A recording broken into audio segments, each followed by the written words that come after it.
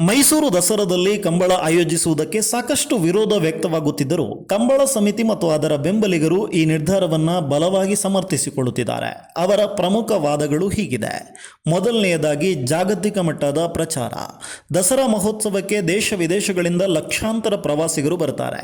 ಅಂತಹ ವಿಶ್ವವಿಖ್ಯಾತ ವೇದಿಕೆಯಲ್ಲಿ ಕಂಬಳವನ್ನು ಆಯೋಜಿಸುವುದರಿಂದ ಕರಾವಳಿಯ ಈ ಸಾಂಪ್ರದಾಯಿಕ ಕ್ರೀಡೆಗೆ ಜಾಗತಿಕ ಮಟ್ಟದ ಪ್ರಚಾರ ಸಿಗುತ್ತದೆ ಮತ್ತು ತುಳುನಾಡಿನ ಕಲೆ ಸಂಸ್ಕೃತಿ ಇಡೀ ಜಗತ್ತಿಗೆ ಪರಿಚಯವಾಗುತ್ತದೆ ಎಂಬುದು ಕಂಬಳ ಸಮಿತಿಯ ಮುಖ್ಯವಾದ. ಎರಡನೆಯದ್ದು ಬೆಂಗಳೂರು ಕಂಬಳದ ಯಶಸ್ಸಿನ ಉದಾಹರಣೆ. ಈ ಹಿಂದೆ ಬೆಂಗಳೂರಿನ ಅರಮನೆ ಮೈದಾನದಲ್ಲಿ ಆಯೋಜಿಸಲಾಗಿದ್ದ ಕಂಬಳ ಅತ್ಯಂತ ಯಶಸ್ವಿಯಾಗಿತ್ತು ಮತ್ತು ಅದಕ್ಕೆ ವ್ಯಾಪಕ ಜನಬೆಂಬಲ ಸಿಕ್ಕಿತ್ತು.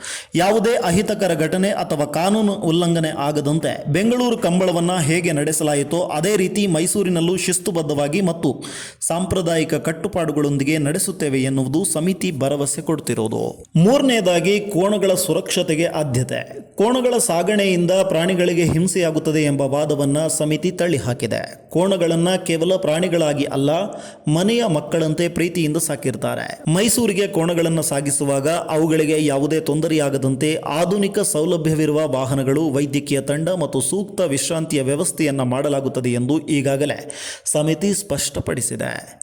ನಾಲ್ಕನೇ ಕಾರಣ, ಪ್ರಾಣಿ ಹಿಂಸೆ ತಡೆಗೆ ಕಠಿಣ ನಿಯಮ.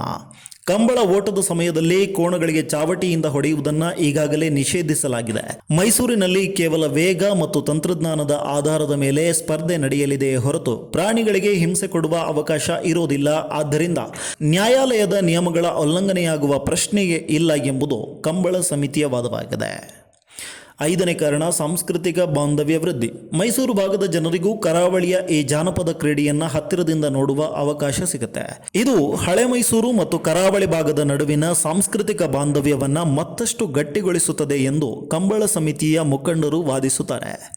ಹಾಗಾದರೆ ಈಗ ನಿಮ್ಮ ಅಭಿಪ್ರಾಯ ಏನು ಅನ್ನೋದನ್ನು ಕಮೆಂಟ್ ಮಾಡಿ. ಇನ್ನಷ್ಟು ಇಂತಹ ಇಂಟ್ರೆಸ್ಟಿಂಗ್ ಮಾಹಿತಿಗಳಿಗಾಗಿ ನಮ್ಮ ಪೇಜನ್ನು ಫಾಲೋ ಮಾಡೋದನ್ನು ಮರಿಬೇಡಿ.